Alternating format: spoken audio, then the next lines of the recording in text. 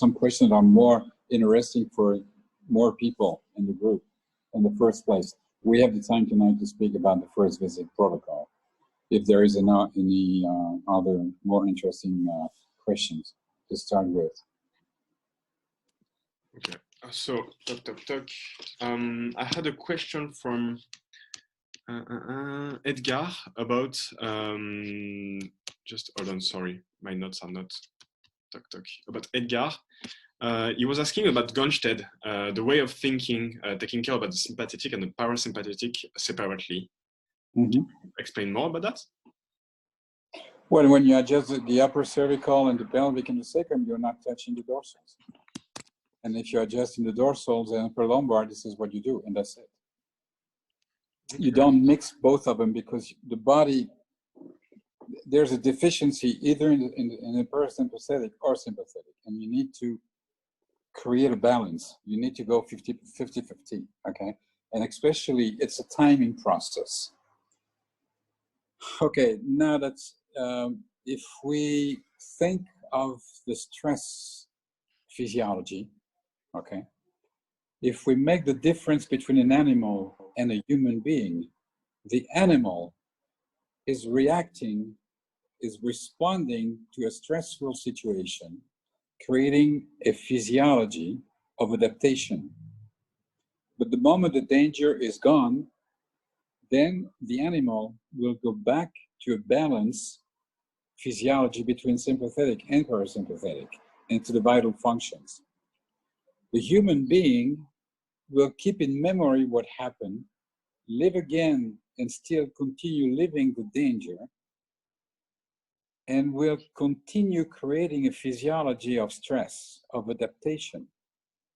So you got an exhaustion of certain glands in the body to start with the adrenal, then the pancreas, then the liver, and goes to the hypothalamus and goes back to the pituitary, that goes down to fulfill and help the different glands in the body so they can still work under a stressful situation.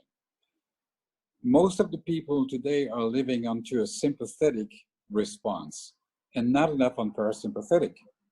So if you look at your patient today, you won't find many dorsals to adjust, but the major you will find, and this is, okay, then we can go to the first visit answering that question. The major you will find will be to fix the parasympathetic and the vagus nerve mainly. And through the pelvic and the sacrum and the coccyx and the dura, you will have an effect onto the upper part of the body, releasing the cranial vault, releasing the vagal nerve, and releasing the dura attachment that is on the first cervical, the second cervical, and sometimes the third cervical. But most of the patients you have today are under stress, either by thoughts, either chemically, or just because they have personal problems. But the majority today got a problem, and they are dehydrated, they're having a sugar handling problem, a protein handling problem, and you need to fix that. So, did I answer correctly the question about Gonstead? Well, Edgar, if you're here, yeah, I see you, Edgar. We was answering to your question about Gonstead. Do you think it's Yeah. Thank you very much. Yeah, very good.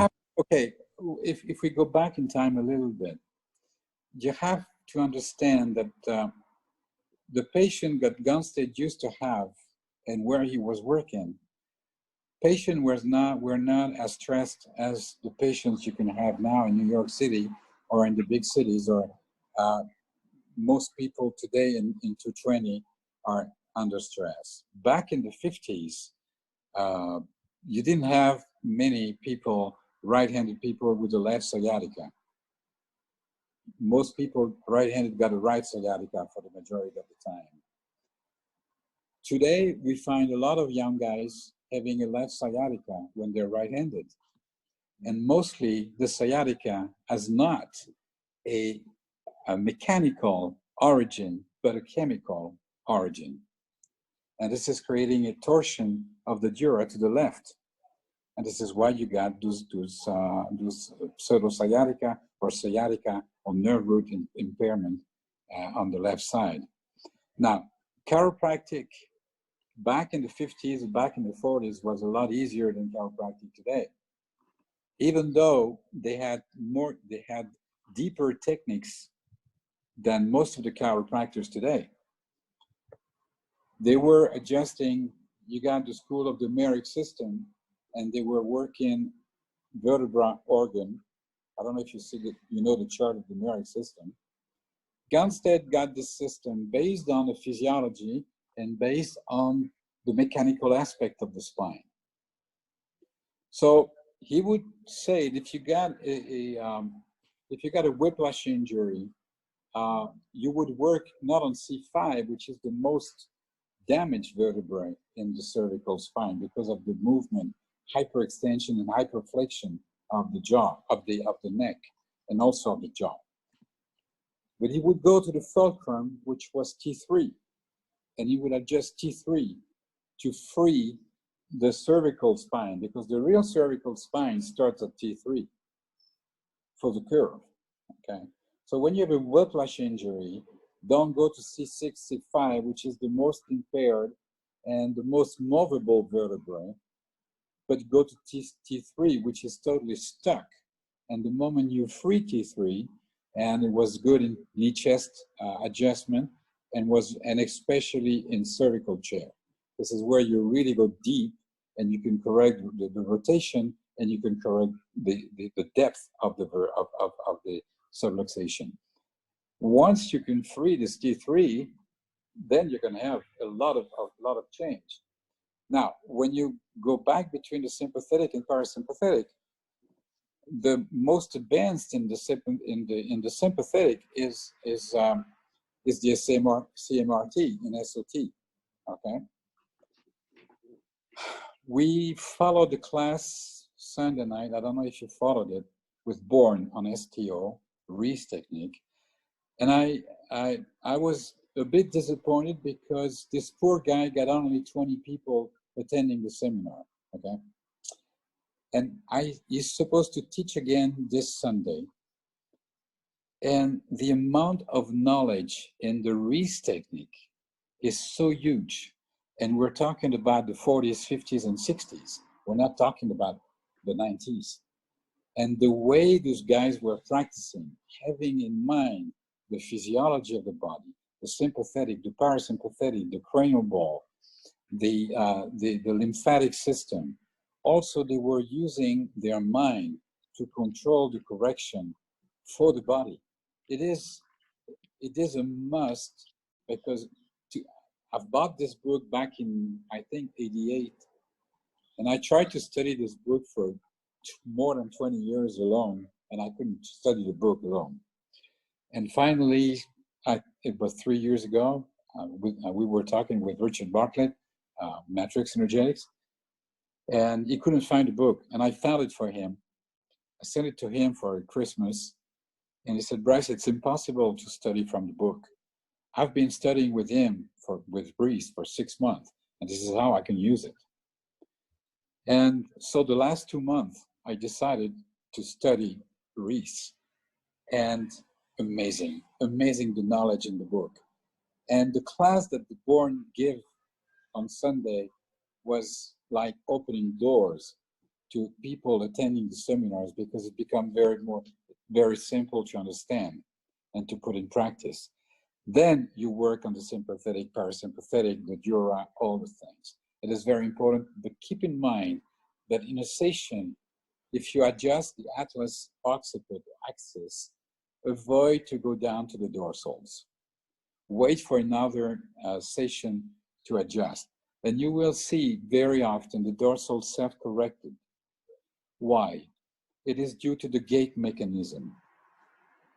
When you walk and you take a step forward with the right leg, your spinous process from L5 up to T8 will go to the right. But in the region between T8 and T6, you have a change, and the T6 to C7, the spinous will move to the left where the arm is going forward. Then from C7, C6 up, it goes back to the right side, okay? This is the work It's well explained by David Leaf in his book. All the process in the deambulation and how you got inhibition, excitation of the muscles. Keep that in mind. It will help you a lot when you work on a patient. And the same with the TMJ, okay? When you take a step back, a step forward with the right foot, your right trapezius will relax.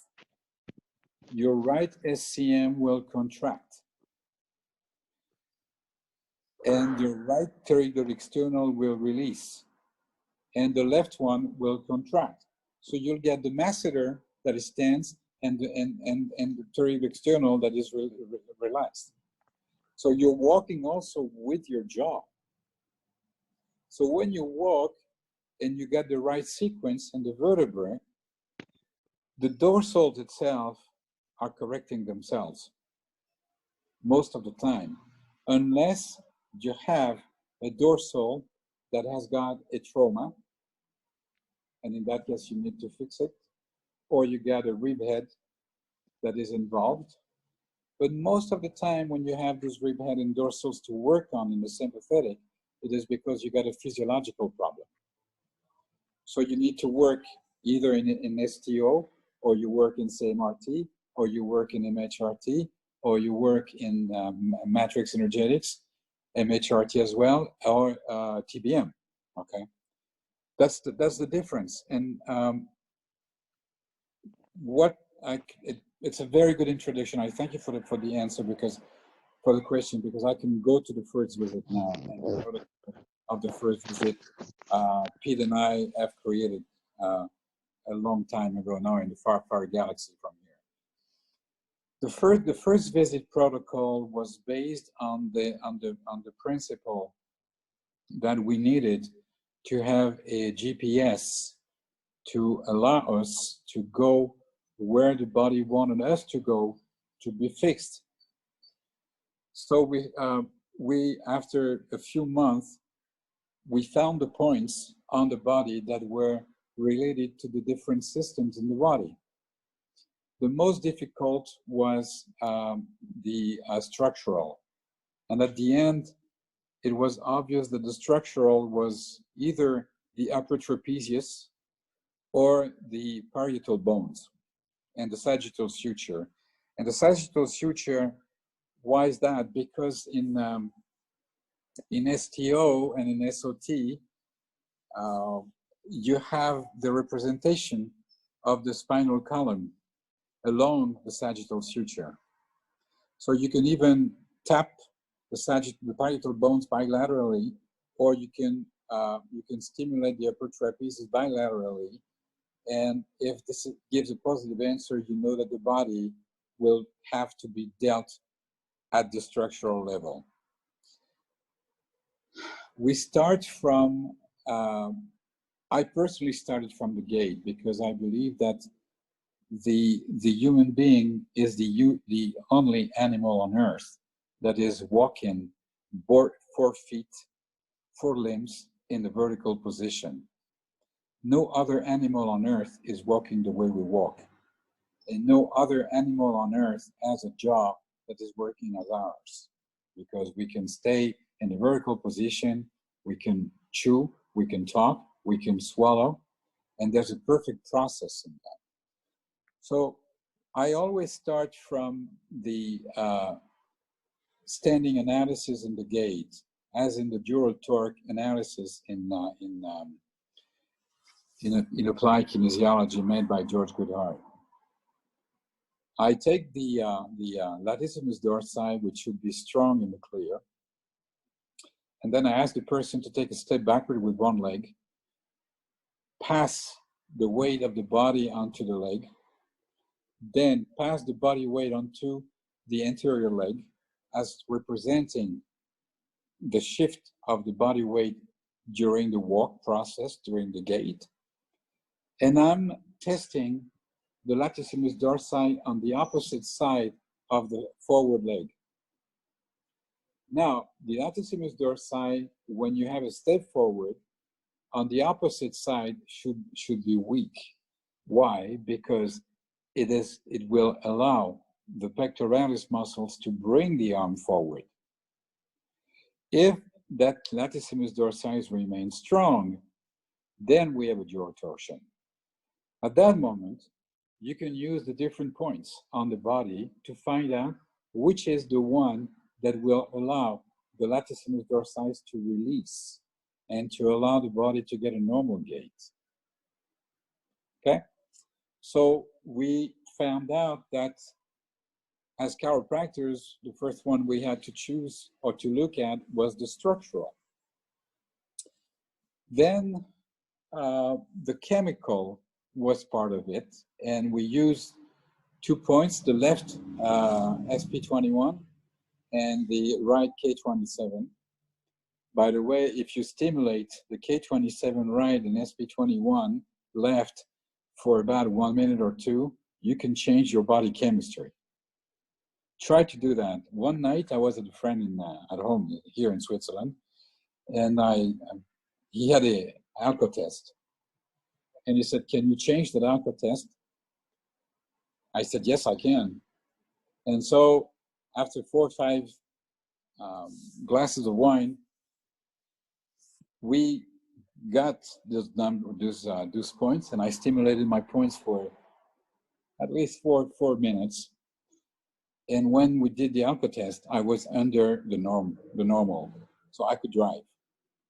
So you can change your body chemistry just stimulating the K27 and SP21 on the other side. So that was for the chemistry pure. Then you have the immunity system. The immunity system is right here, the thymus process on the sternum. So you just go and bang the sternum. It's a vibrational thing, okay? And if the immune system is at stake, this is what's going to relax the latissimus dorsi. The K27 bilateral is for the neuro organization of the body. The frontal eminence right here are for the emotional, naturally. If you tap here on the cranium, on the temporal and parietal, it's just like awakening the parabolic antenna of the temporalis, of the temporal bones. And this is the holographic subluxation in the body, or this is the holographic representation of an organ. When this is the representation, a holographic representation of an organ, it means that the visible organ, as I said last week, the one that you have in your body, is not working properly. And the one which is in the field, the real organ, the original one, the one that gave the information during the construction of the body as a baby, has all the information so the visible organ can work again and rebuild itself or repair itself. So that's the holographic. Then you got the point here, the posterior fontanelle, which is the one for the meridian.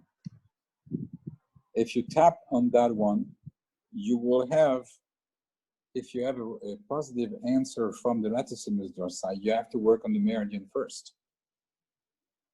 And this one is the electromagnetic that you put on top of the head this way.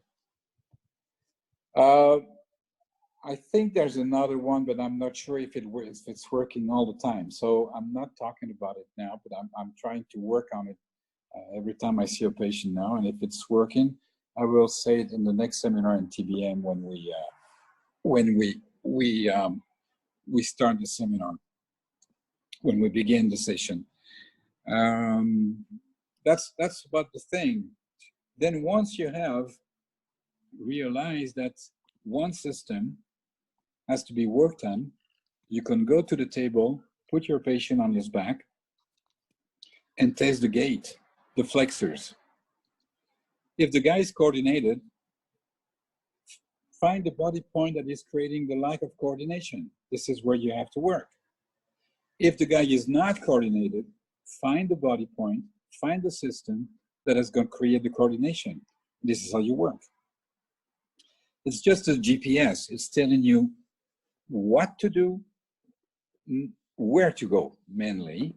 And then you can check after your first correction and see if you're still needing to work on that same system, or you have to switch to another one. So you can go back to your gait and stimulate the gait with different points that are representing the system, and then follow. I always add at the end of the session or during the session the point in TBN that is called high thymus. High thymus was created by Viktor Frank, my master, to tell the doctor when the body has enough modification brought to it. That means if you go beyond, the body will get confused and you will get counter effect of your session. So the high thymus point is the index finger on the cartilage here, and you go down as deep on the sternum with the small finger, and you test the muscle. And if the muscle is weak, it means stop. I don't want any more of your modification. Stop the visit. So this is the first visit protocol, helps you to find out where to work. Then what to do is your knowledge, your whatever technique you're using, and and the ability to find out when you have to stop the visit, when the body has enough modification brought to it. And the same thing here can be useful, this high thymus can be useful at the very beginning of the next session to find out if you can work on the patient. If the test is negative, means the muscles remaining strong, you can proceed and do a second session. But if it's still positive, the body is still processing all the modification you brought to it, and you cannot touch the patient. So it's a very wise attitude, and it's very nice. Questions? Yeah, there is some more, and I'm sorry, I should have started by this about your student period. My student? Yeah, during when you were a student. Yeah. What was your mindset? Because like there is many students here, and like there is some, I don't remember the name who asked this, but like what was your mindset during your studies? Like which technique did you start to study? Well, it's, you know, it was back in 73, 74. So we had toggle recoil, we had Gunstead, we had Clay Thompson technique, we had general adjusting, but beside we got some clubs, and we were following seminars outside like SOT. We were following classes like applied kinesiology. Applied kinesiology was born in 65, so you can imagine in 74, it was applied kinesiology was baby, and George hasn't written a book yet. And there was a book called Eclectic Approach to Chiropractic by Fred Stoner. And this is the book we worked on, and we studied on the applied kinesiology when we were students. The thing is, we had a lot of, well, we took Logan Basic as well in Gunstead. But I think the main aspect was that everything was studied, even the basic sciences. We kept in mind the chiropractic philosophy. We were studying the physiology to understand the wonder of innate and universal intelligence. We were studying embryology to look at the miracle of Mother Nature creating a baby. All the physiology was just the manifestation of, we were studying on the Guyton. There was a book thick like this, but it was the Guyton was a book that was used in the medical university in the United States. But for us, it was a Bible to understand and to see how this Mother Nature was perfect. So we were studying things with the mind of chiropractic philosophy. So our life was based on chiropractic, our daily life. In my apartment, I got a knee chest and a bench and a cervical chair, and no one could come to my apartment without being palpating and adjusted. Yeah. We had a small thing like a toggle recall thing that, portable one that was right on the wall. And then just by the door. And every time we would pass by the door, we would do toggle recall, either Gunstead or toggle recall for Atlas. By the way, talking about going back, because I'm talking about Atlas, when you find more than 2 or 3 meridians in the body that are involved, do not touch the meridian, adjust the Atlas. One thing. Can I ask why? Look at the anatomy. Look at all the meridians that are passing there. And the Atlas is blocking everything. This is the beauty of toggle recoil. Toggle recoil, there's a difference between B.J. Palmer's toggle recoil and Grostic toggle recoil. Okay, now you have those guys that are doing upper cervical school. We have that in Switzerland. They're the expert in the upper cervical. They're not chiropractors. What is the toggle recoil? It's a vibrational adjustment. I mean, the bang you give to the Atlas is vibrations. If you bang and move, as you move another vertebra, you kill the guy. But if you have this movement, that's a vibration, and there's an intent. Look at B.J. Palmer when he was toggling, before he was toggling. He was on the guy. He was, and the thing already happened before he was doing it. And when you do a toggle recall, what is happening is that the dura, which is attached on the anterior aspect of the Atlas, is stimulated. So you're going to have a wave that goes up to the dura, up to the cranium, right here, and another one that goes down to the coccyx. So I respect a lot guys that are doing only toggle recalls in chiropractic profession, because they do it with a spirit of philosophy, and it works.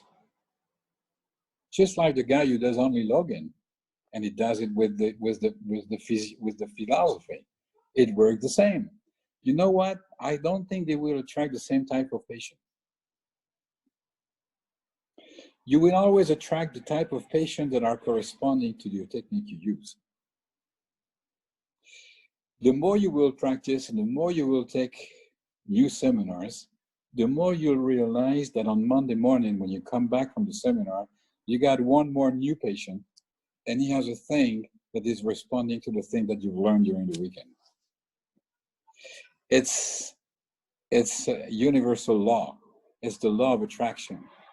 Your mind is set to learn something else and something new, or to get better into your knowledge. And this is sent in the field. And unconsciously, some people will receive it and will feel the need to come to you. So that's how it works. You want to be pure mechanical, structural guy in your office, perfect. You will get those cases. But you want to go a little bit beyond or far beyond, then you will get far beyond patients. You get crazy cases. But that's the fun of it. This is why you need to be curious, to learn all the time, to go,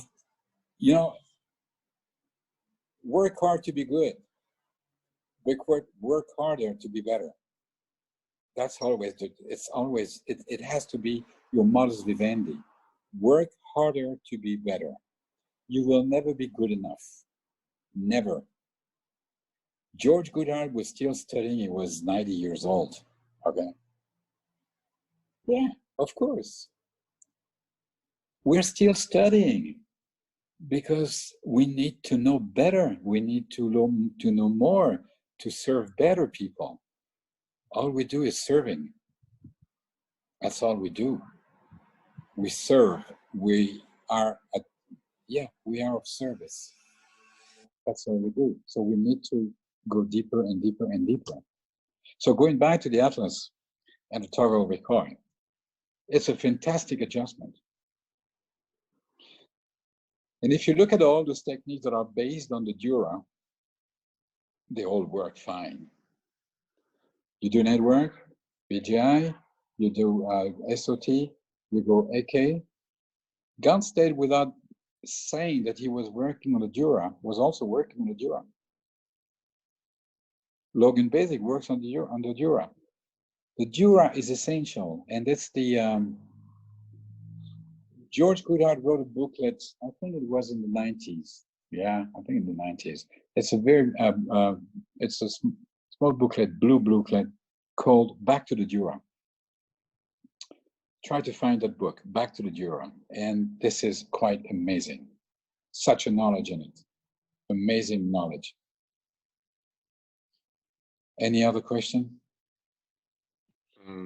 Guys, if you have questions, don't hesitate to ask it in the conversation.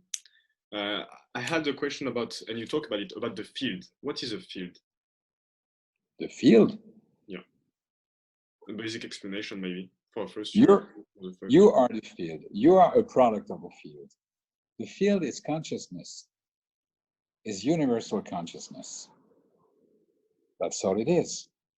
Can you define it really? I don't know. I know I'm part of it, and I'm the field, because the field is in me.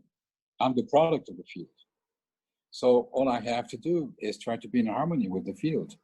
Get rid of my negative thoughts, my negative emotions, so I can be in harmony with the field. I do it every day. Every morning I clean my thoughts, I clean my emotions. I go down into my heart space to go to reach the field and be sure that I'm one with it. I think this is Wayne Dyer. It's a very nice video from Wayne Dyer. I think it was a public speaking in Boston about consciousness. It's on YouTube. It lasted 2 hours and 5 minutes, if I remember well. And it says, the moment you're in control, you are away from consciousness. You are isolated. The moment you leave control and you let go, then you're one with consciousness. The key is let go. Even when you do an adjustment, the adjustment, you have to feel it and visualize it. It's already done. Then your hands will follow. But it's already done because it goes faster than anything else. Your thought is getting faster than anything else, faster than light. And it's already here. So the moment you accept the intent and then you let go, then things are happening. But if you're in control, they're not happening as they should. You're interfering. This is the whole problem with science today. What is science today? And you should read the book from Rupert Sheldrake about science. I think it's his latest book, 2 or 3 years ago, maybe 4 years ago. I don't remember when I wrote it, when I read it. It's very interesting. They pretend to be scientific. Medicine pretend to be scientific today. Look at the mess they've done the last 3 months. They've been fighting between each other about which products should work and what to do and not what to do. They got lost. They got lost because Mother Nature was winning. And medicine is what is medicine? Is to deal with the symptoms and to learn how people die out of these the symptoms. We in chiropractic, we're dealing with life, and we're restoring life to the body so the body can heal itself. You can give vitamins, minerals when you practice AK, supplements. Why not? Because today the quality of food we have is so poor that we're lacking vitamins and minerals. So you might use the vitamins and minerals in order to restore some functions in the body. But we're not going to give any other things to the patient. Getting rid of the interference, and again, going back to the first visit, the interference in the body is not only vertebral. The vertebra can be subluxated because you get a chemical problem or you get an emotional problem. Every time you have an emotional problem or you're living in an emotional state, you're chewing mainly on the right. So your jaw slips to the left. You had a pterygoid external contraction, which has the same innervation than the upper trapezius. So your upper trapezius on the left is absolutely tense. So your shoulder goes up on the left. Your C7 is stuck. So you're losing the curve of the cervical spine. It's pulling down on the occiput. The occiput, being off balance, will create a bilateral psoas weakness. So you will get a flattening of your lumbars and the body weight onto the L5 and the disc. Your legs, the hip, due to the weakness of the psoas, will lose the 15 degrees of aperture to the external. And so your feet will be, instead of having 15 degrees out, they will be straight. So what's happening? You'll get more weight onto the center of your foot. So that's going to create more flexion of your neck. Okay? Because you have to keep the sense of gravity. But at the same time, you have a bilateral piriformis weakness. So what's happening is that your sacrum doesn't have any stability, which is worsening the case of the weight onto the L5 disc and L5. So then, and for the majority of people, the sacrum will move backward on the upper part of the sacrum, backward on the left. Okay? So the disc is torn. So you can have a radicular problem and a disc hernia. Are you going to treat L5? If the gait is off balance and if the priority system is emotional? No, you have to deal with that. You have to get rid of the emotion. And you got many techniques today to get rid of the emotions. Roberts is a very good technique to get rid of emotions. NET is a very good technique to get rid of emotions. TBM works fine.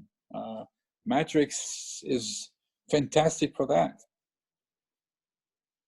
But you have to deal with it. Because your patient can have a malocclusion,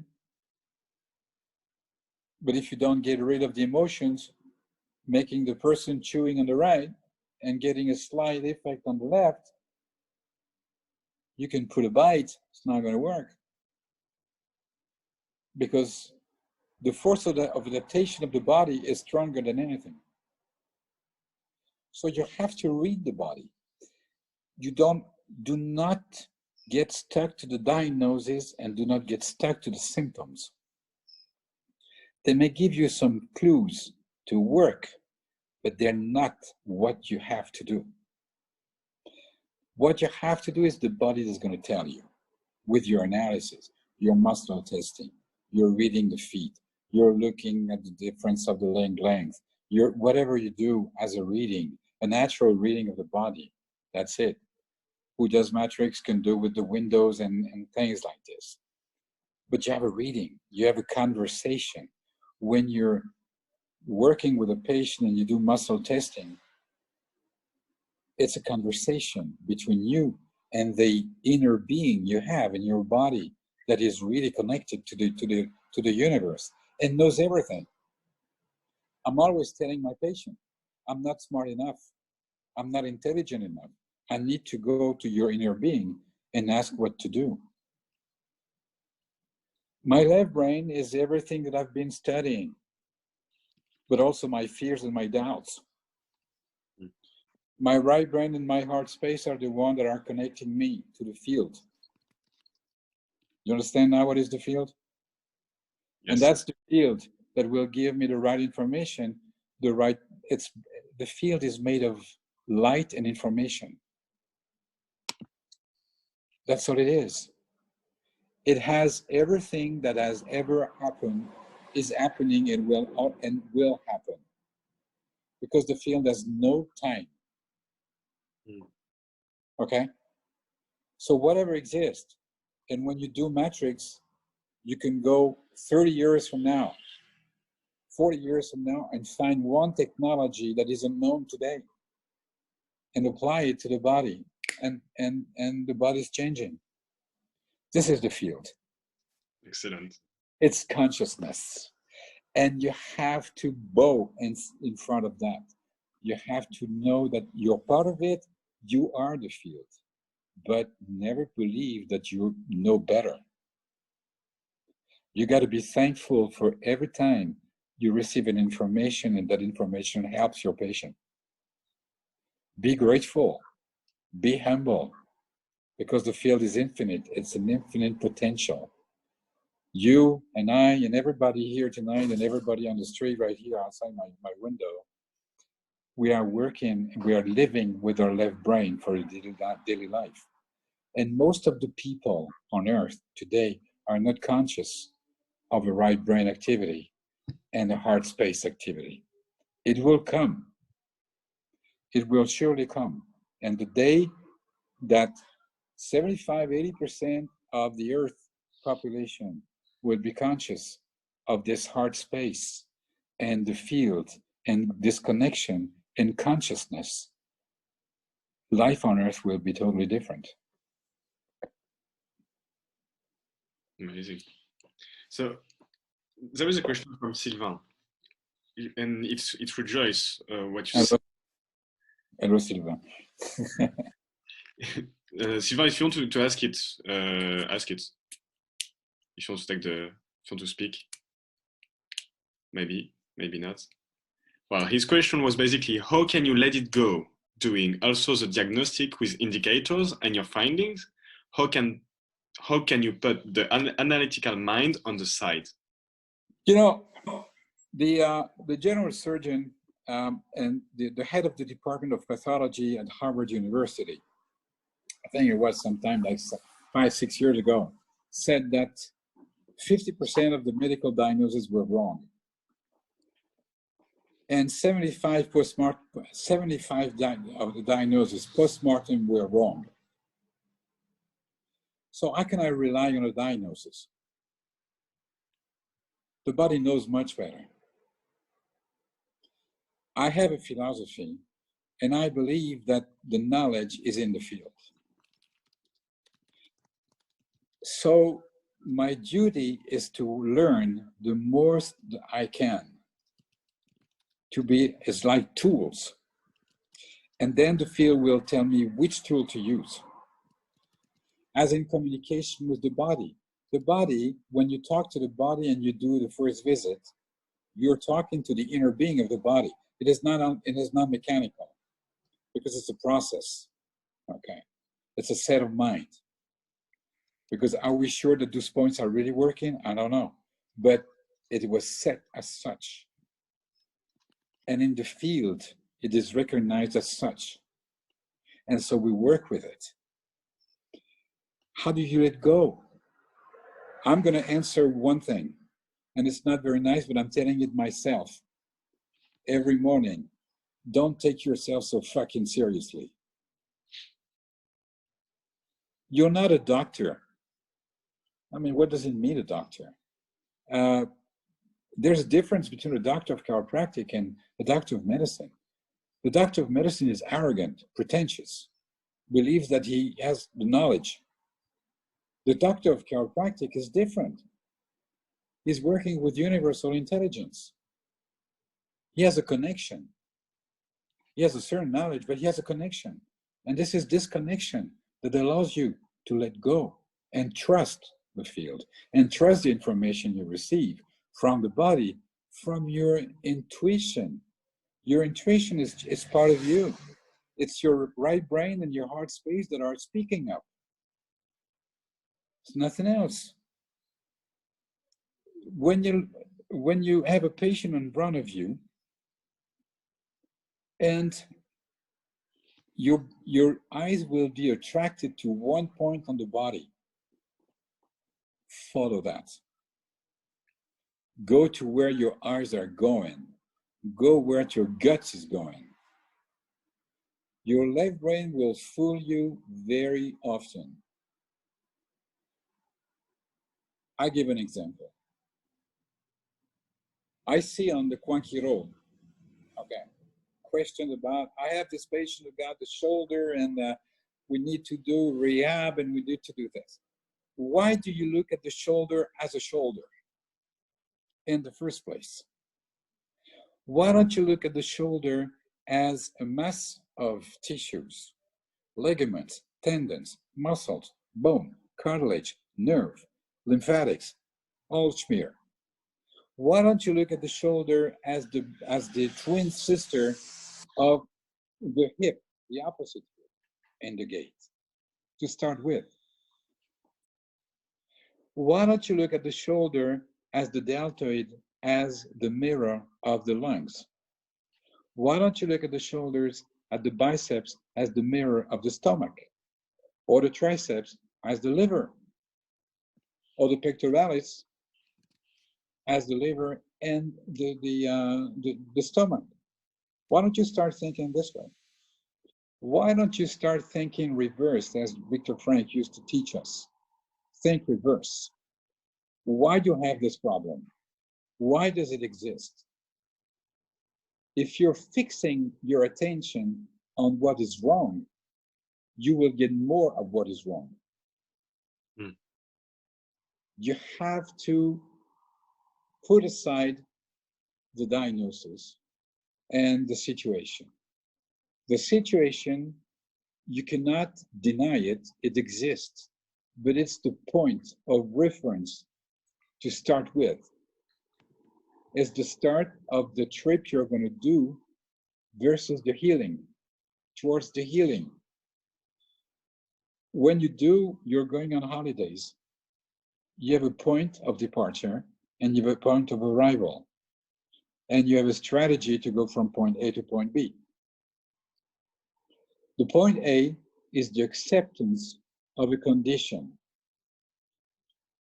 Richard Bartlett has a friend of his, and he goes as muscle testing, and he said, when he has any condition, he said, okay, it's crabfish, it's shitty, it's whatever it is.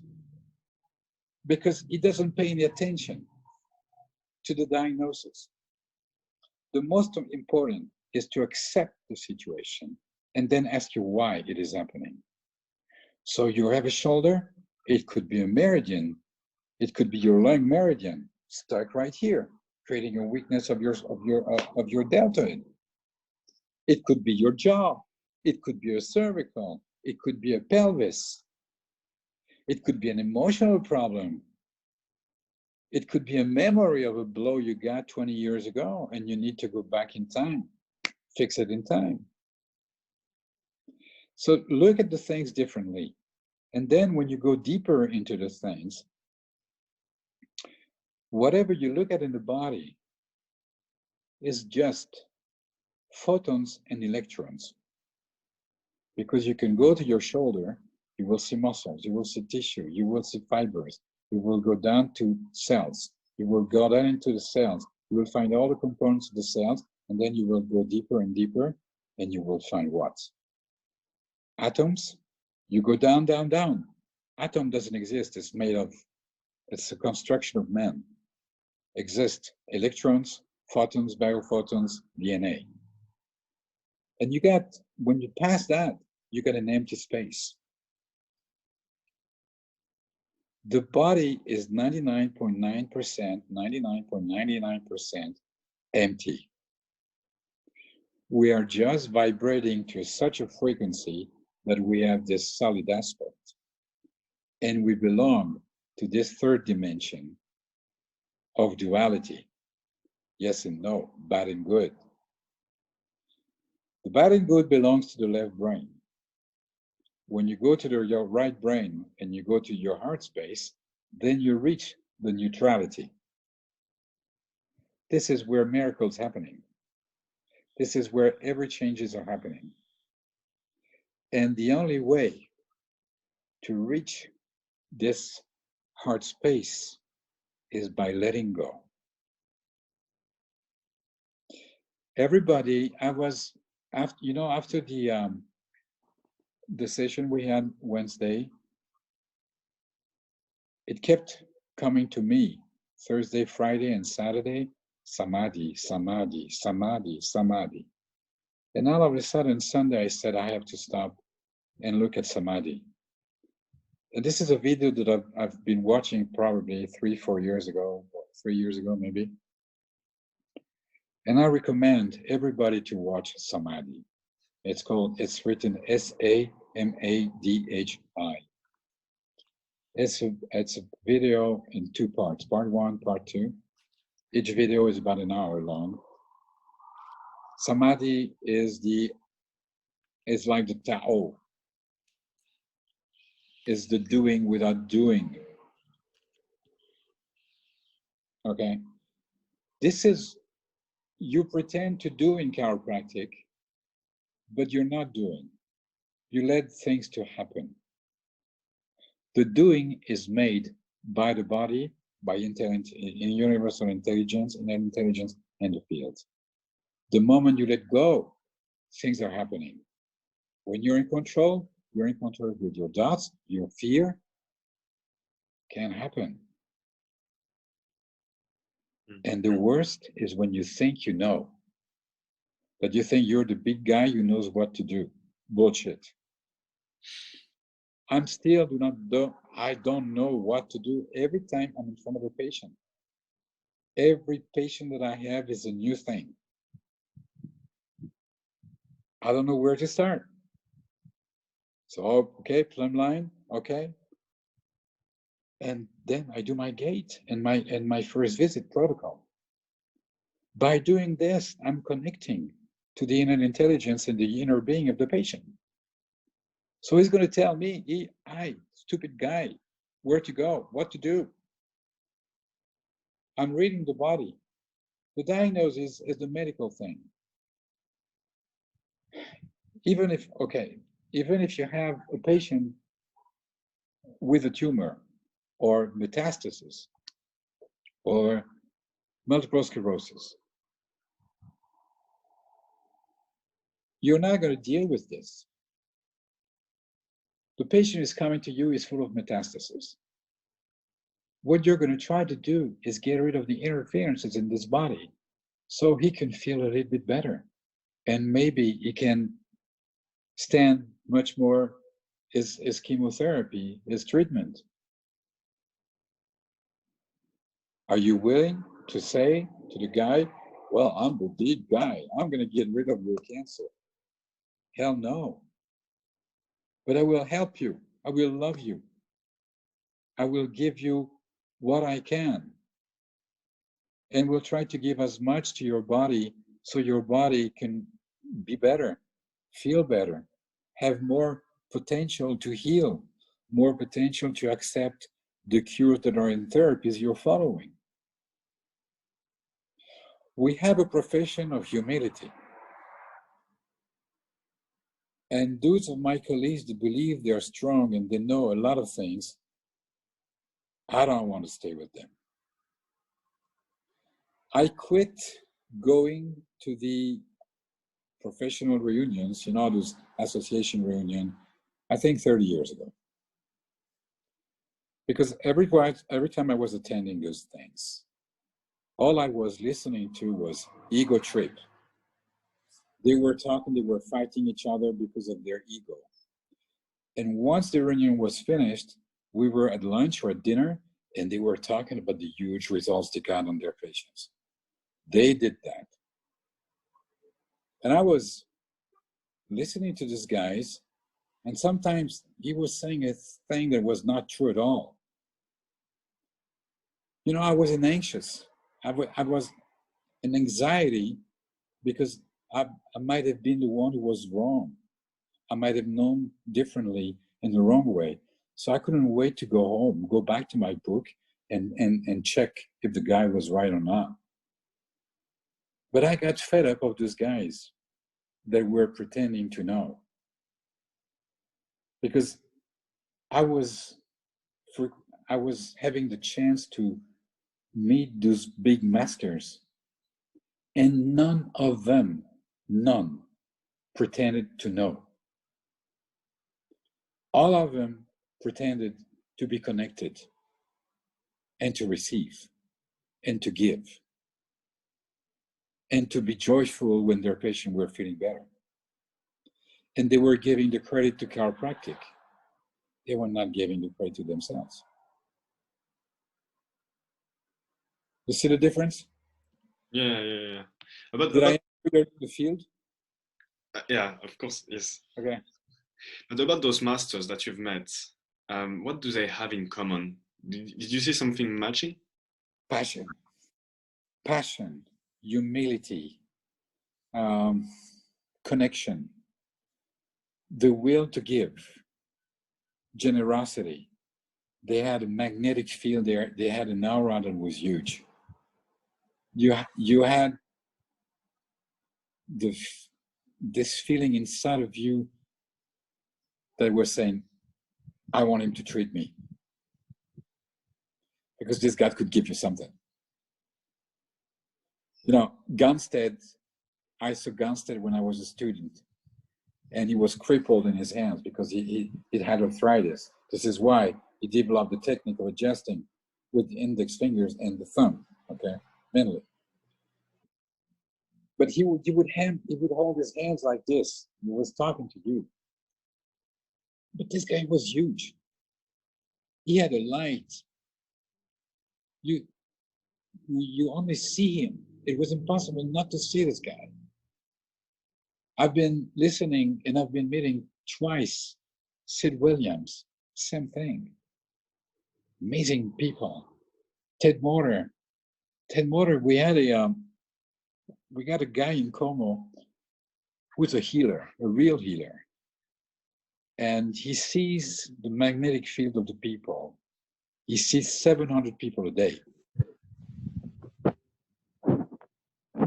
And he receives patients from most of the medical doctors in Milan.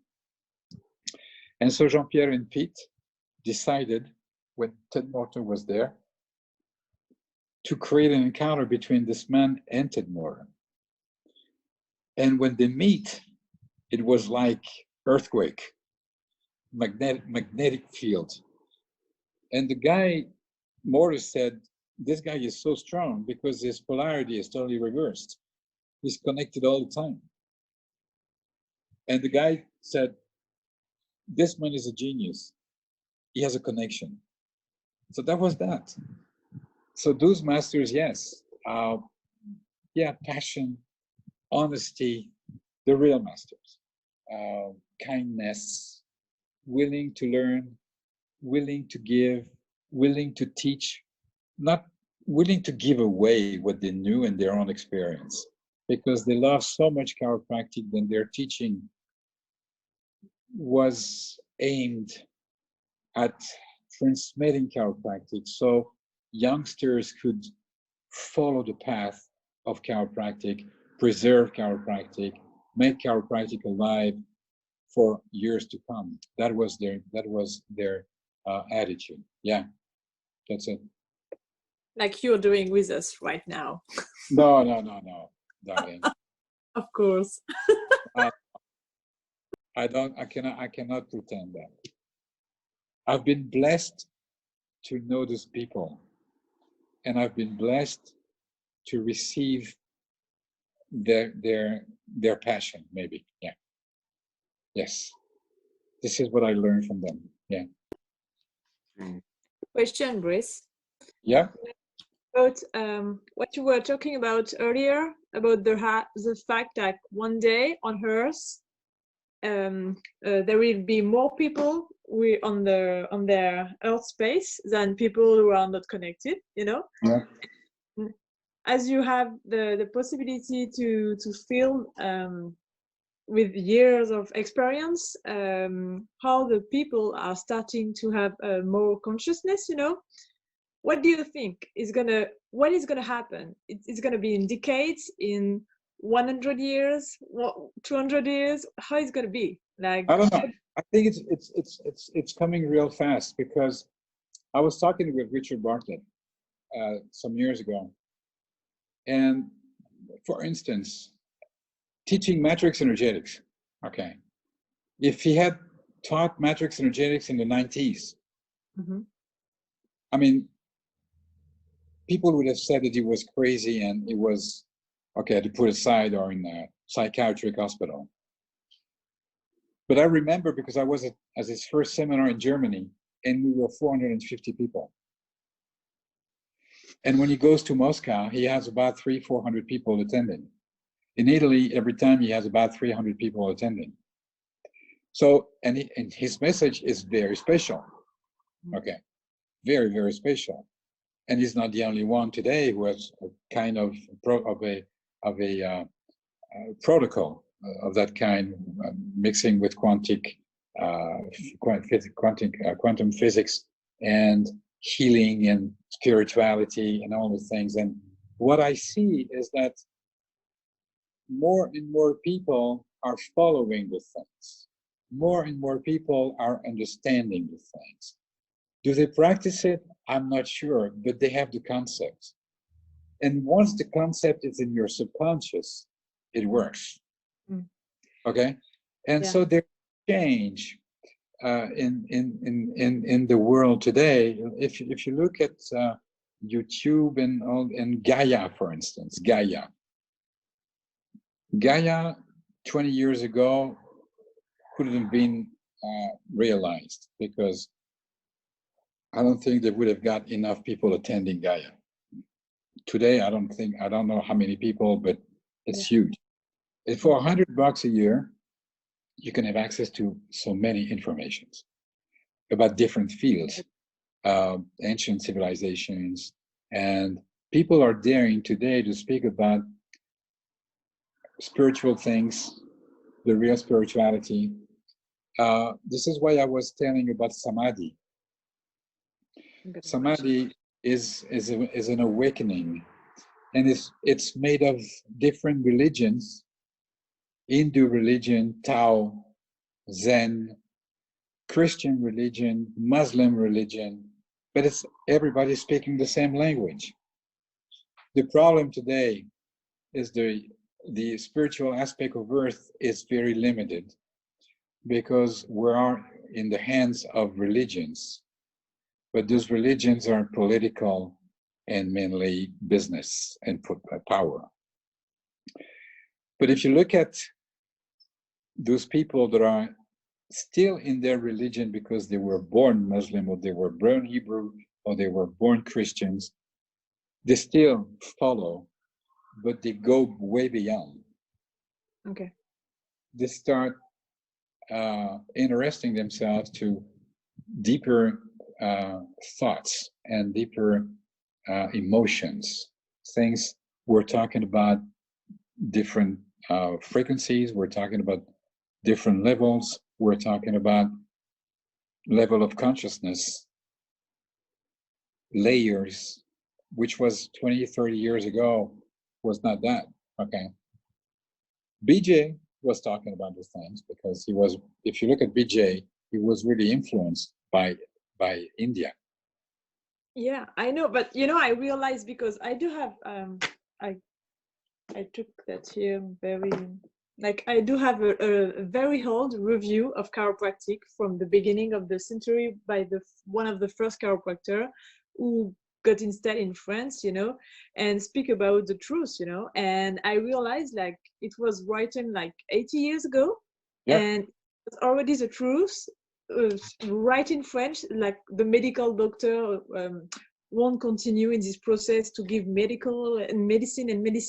And 80 years after that, we are still here, you know, in this kind of course, elevation of consciousness, but, you know, medicine, and with this, what's happening right now, like medical doctors going to become the hero, No, you know, at all. with COVID. At all. The nurses will become heroes, but the medical doctors fucked up. The medical profession fucked up. Okay, maybe you. The nurses did the work. Okay. The medical doctors didn't do the work. Okay.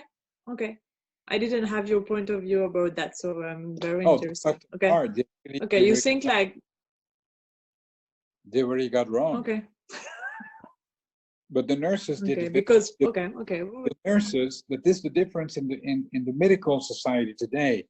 You have to make the difference between the medical doctor who is giving the order and is an arrogant and doesn't have the knowledge, and the nurses that are dealing with people and taking care of people with their heart. Those nurses should be paid 10,000 euros a month. And the medical doctor should be paid 500 euros a month for the crap he's giving to people. But the nurses are giving so much love and so much attention and so much devotion to the patients. Those are the ones that should have a medal at the end of the COVID-19. Not the MDs, because most of them have been assholes, really. Yeah, but you think that, but what's the people will think about that, you know? Well, I'll tell you what, we opened the clinic Monday, okay? Yesterday morning, I got 20 patients and 3 first visits.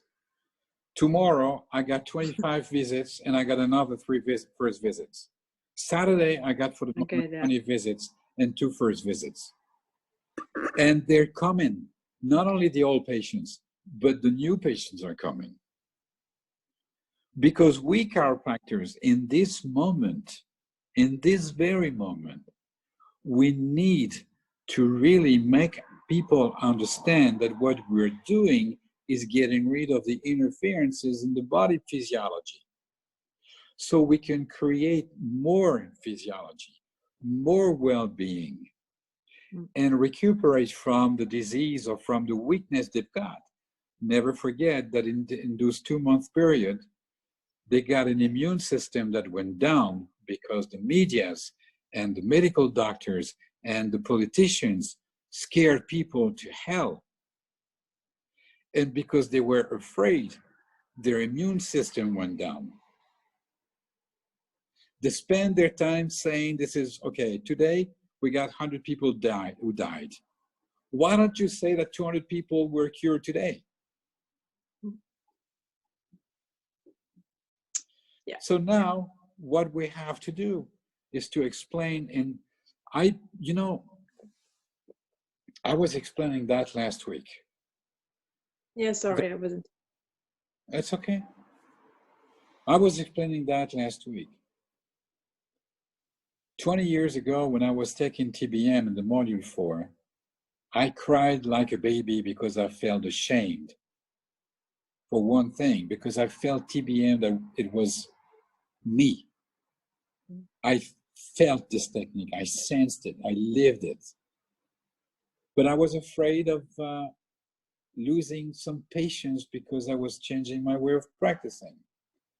And Victor Frank laughed at me in front of everybody. And he said, why don't you dare? And I dared. And you know what happened? In 6 months, I got a 25% increase of first visits. When I moved to Matrix, you know that if I don't do Matrix to one of my patients at the end of the session, he's asking me for Matrix? I can't imagine. Okay, so it's in the consciousness of people today that things are changing. And the thing that I say, it's not, okay, it's not an overall conversation, but we, with our dialogue with the patients we have, you will realize that bringing the concept of philosophy, of innate, of consciousness, when you do TBM, when you do Matrix, they understand it, they feel it, They accept it. They're afraid of vaccinations. People got young babies. They bring me their babies when they get vaccinated. All of them, all of my patients. Up to the point that I told the girls on Saturday, I said, I don't want more than 5 kids in the morning because I love babies and I play with the babies. And after 3-4 babies, I'm an hour late because I play with them. You know what I do? This is innate. This is innate. The baby is on his back, okay? And I'm explaining the baby with my voice what I'm going to do to him, okay? And so he's relaxing, and I'm asking the baby to relax his legs. And you know that all the babies got their leg like this, no? So I said, please relax your legs, and they relax their legs. Yeah, because it's not my voice, but the intent that I put in it. And the inner being in that baby, which is a right brain, is not left brain at all, because he hasn't received bullshit from the very beginning. He's just receiving love, and he's still connected to the field. And when you tell a baby after that, turn your head to the right, and you put your finger and you turn and you draw a line to the right, he turns his head to the right. And so the mother says, oh my God. Comment tu fais ça? How do you do that? I said, you know what? I'm having fun. You are in fear with your baby. You're in fear of doing wrong. Just love your baby. Just giving love. But it's the same with your patients. Just give them love. Show them you care. Show them you have fun. Show them you have passion doing what you do. So they will believe in what you're doing. Because you're the first one to be connected and to show that person that you're connected. So they know that something's happening because you're connected.